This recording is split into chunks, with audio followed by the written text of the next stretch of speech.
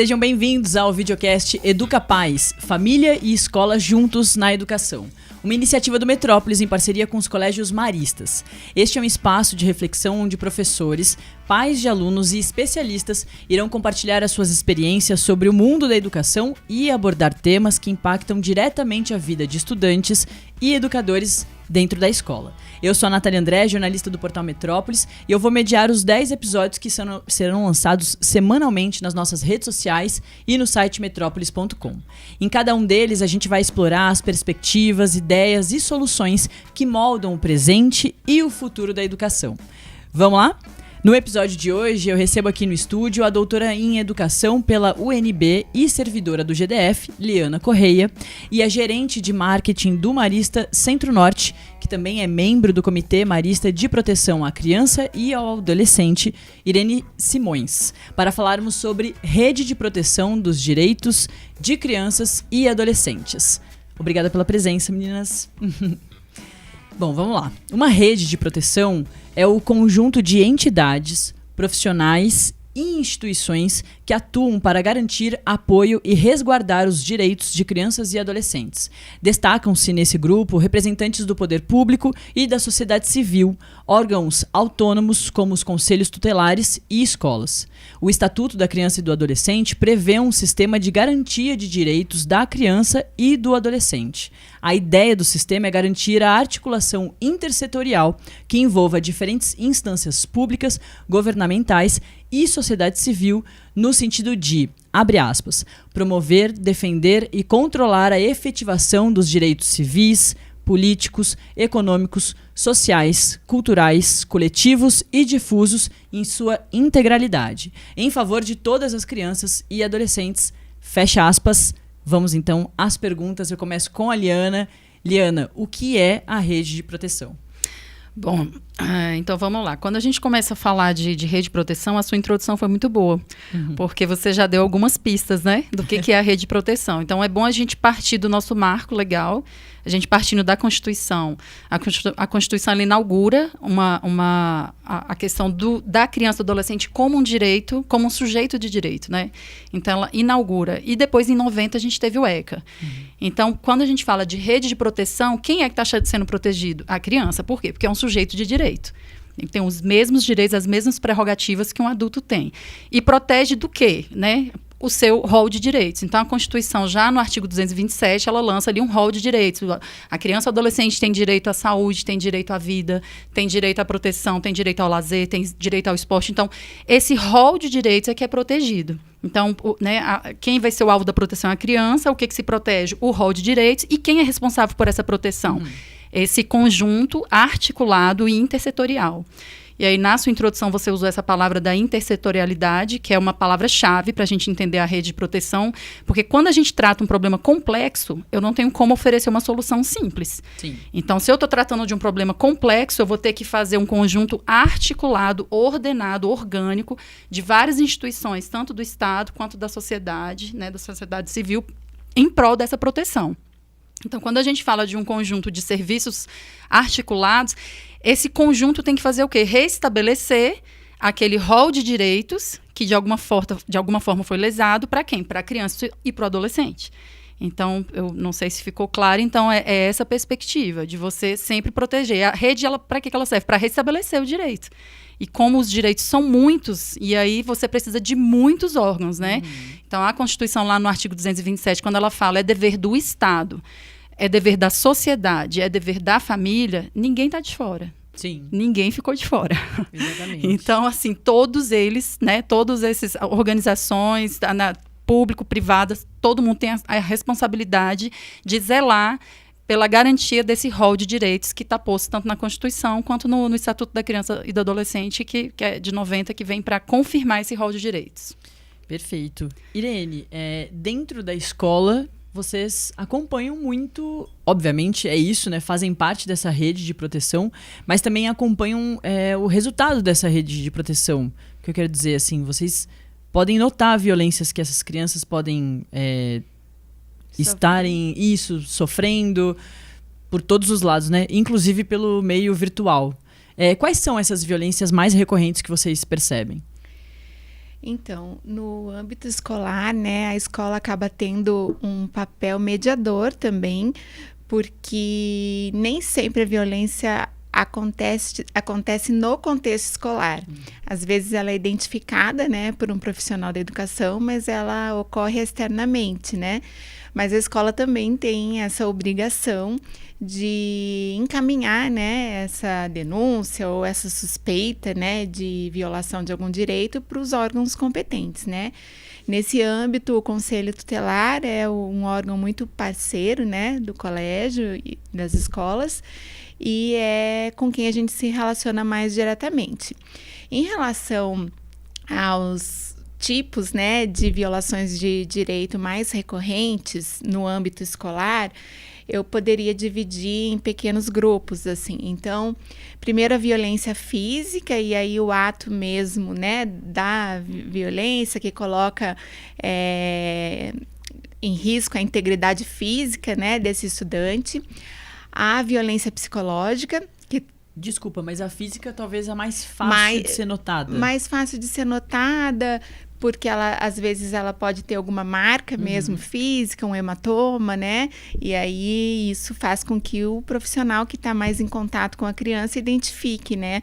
E ela normalmente acontece fora, né? Extramuros da escola. Sim. A violência psicológica, que traz danos emocionais, psíquicos para esse estudante, e ela também é identificada por um comportamento um pouco mais triste ou por um comportamento mais agressivo, né? O não saber lidar com algumas frustrações, pode ser em decorrência de alguma violência psicológica que esse estudante esteja vivendo, né? Então, os educadores também acabam identificando, às vezes por meio de um desenho de uma criança de uma faixa etária menor, né? Ela também traz essas questões. Um outro grupo de violências que parece que não é, né, é um tabu até para a sociedade, são as do âmbito sexual, né? E aí é importante a gente, enquanto escola, também ter, né, esse papel até da prevenção, de que o estudante, a criança, não pode ser tocado, né? Não é qualquer pessoa que pode se aproximar, que pode pedir fotos, etc. E aí, nesse âmbito sexual, tem também as categorias, né? Porque tem a violência sexual, que é aí caracterizada mesmo pela submissão, né, dessa criança ao ato, o abuso sexual, que às vezes é um toque inadequado, uma conversa inapropriada, né, e a exploração sexual, que aí já seria um caso ainda mais grave, né, aí da utilização da criança no ato sexual ou do adolescente comercialmente. Então, essa também é uma categoria recorrente. Uma que acho que talvez sempre tenha existido, mas não com esse nome, né? É o bullying e agora o cyberbullying. Então, essa categoria é muito frequente, né, no âmbito escolar. Então, a evidência de características de um estudante, se ela é alta ou baixo, magro ou obeso, às vezes a cor da pele. Então, a gente também trabalha, enquanto escola, no aceitar, né, as diferenças, a ser mais acolhedor em relação ao próximo. Então, esse também é um conjunto aí de violências que sempre aparece. Tem as do contexto intrafamiliar, né, que o estudante acaba relatando. Então, um pai ou uma mãe um pouco mais agressivo, né, isso também aparece. E agora, né, as mais atuais, eu diria, as do âmbito digital, né?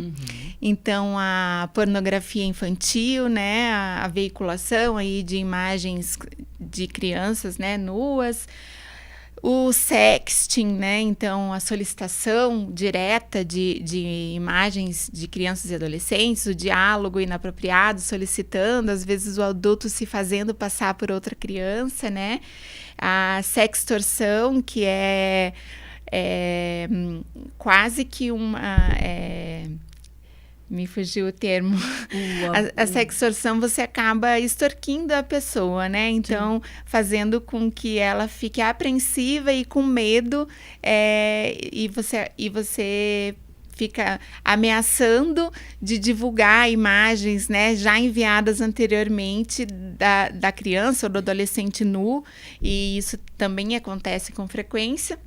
E o grooming, né, que foi até evidenciado recentemente em episódios televisivos, que é o uso da inteligência artificial para que um adulto se passe por uma criança, dialogando, né, com uma outra criança ou adolescente, também interagindo e conseguindo imagens ou atos que, né, para se aproveitar aí no âmbito da pedofilia. Então, acho que esses são aí, são as violências que são mais recorrentes, né, com crianças e adolescentes.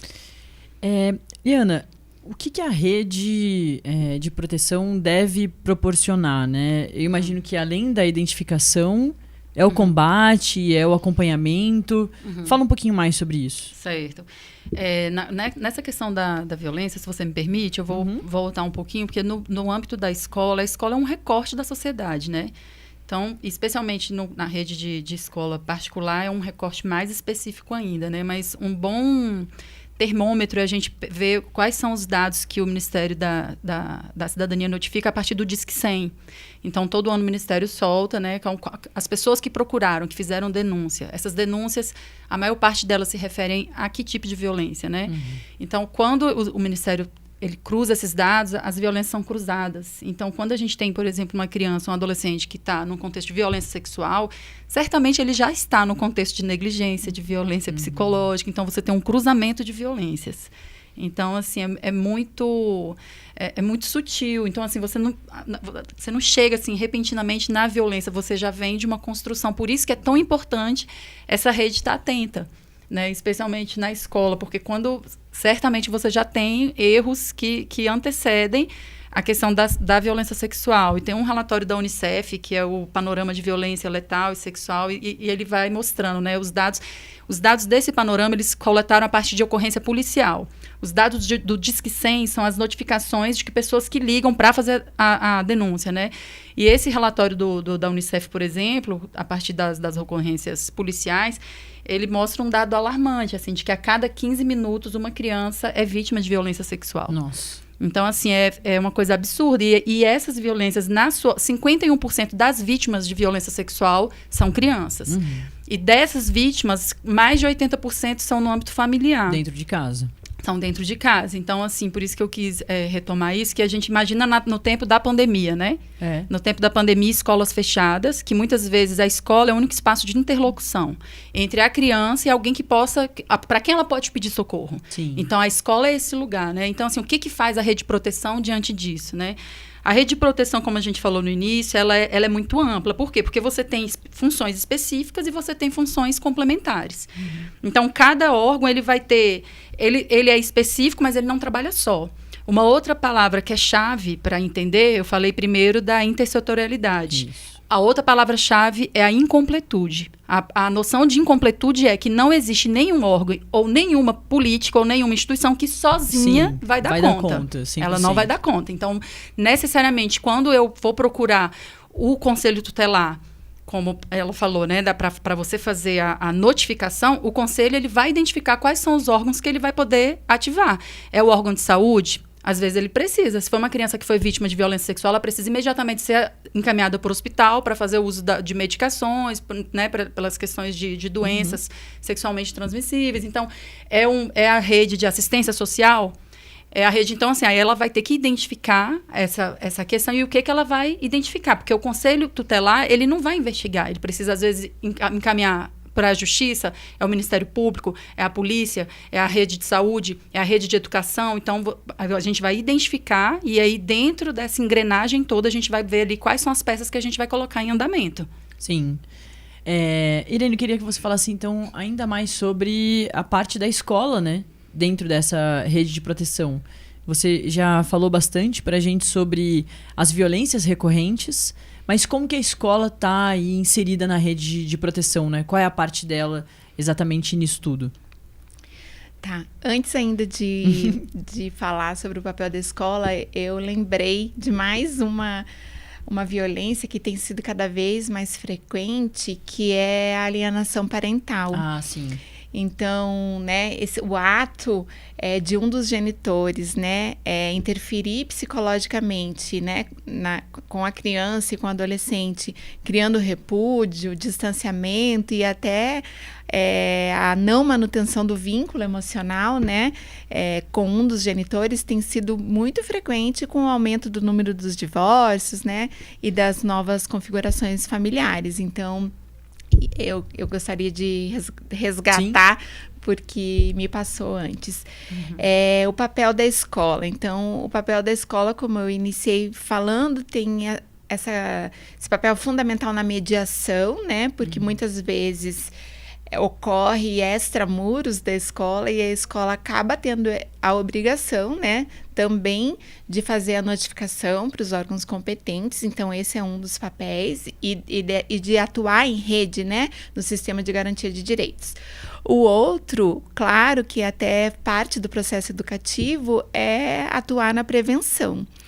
Então, por meio de campanhas que deixem claro quais são esses direitos, porque nem sempre a criança ela tem noção, né, de quais direitos estão sendo violados e, sim, que é uma violação de direito. Então, atuar preventivamente por meio de campanhas e as campanhas, até porque esse tema tem um tabu da sociedade, né, elas têm que ser com linguagens bastante acessíveis, né, com linguagens mais amigáveis, que dialoguem com o universo infantil de uma criança da educação infantil até um adolescente do ensino médio, né? E os pais também, né? E com os pais também. Então, as famílias, claro, são importantíssimas nesse processo educativo e de prevenção.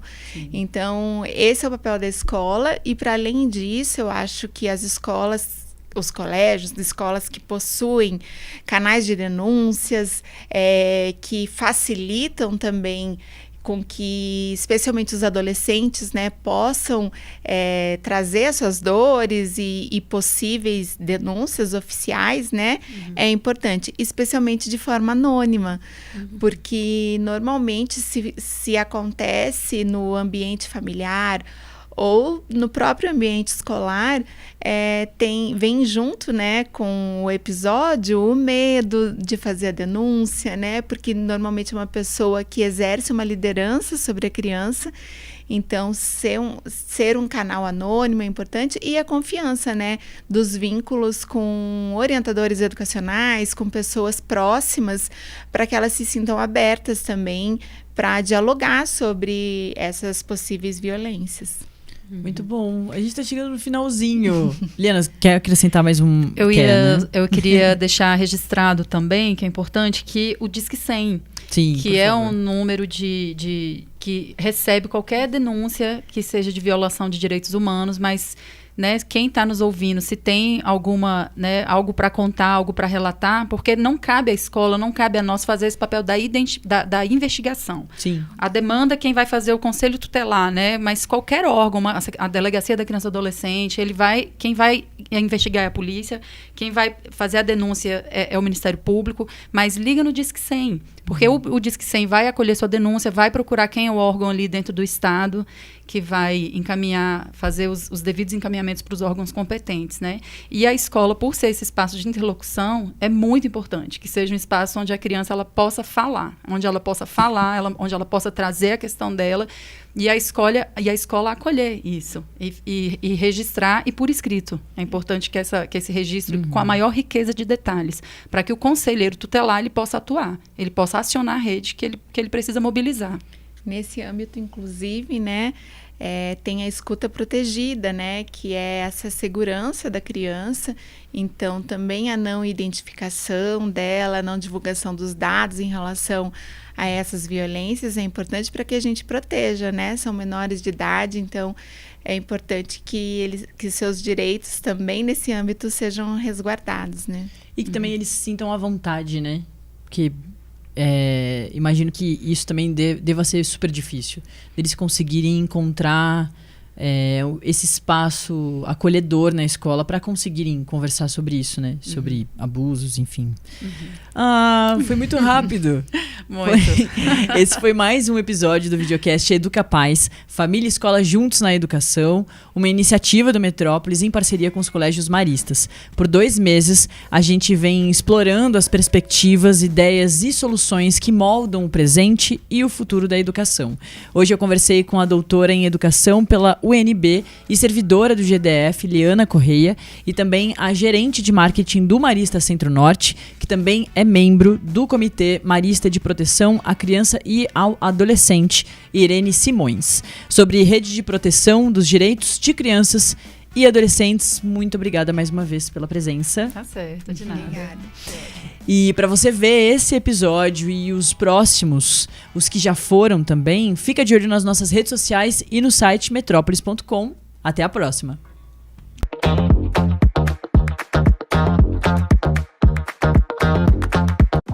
Enquanto a mente tenta explicar o mundo, o coração aproxima e acolhe. Quando a mente faz coisas que vão além da imaginação, o coração dá vida ao que estava escondido. Se a mente ajuda o corpo a ter disciplina, o coração faz tudo se mover em sintonia. Mas os resultados mais incríveis surgem quando os dois trabalham juntos. Colégios Maristas, mentes atuais, corações atemporais, matrículas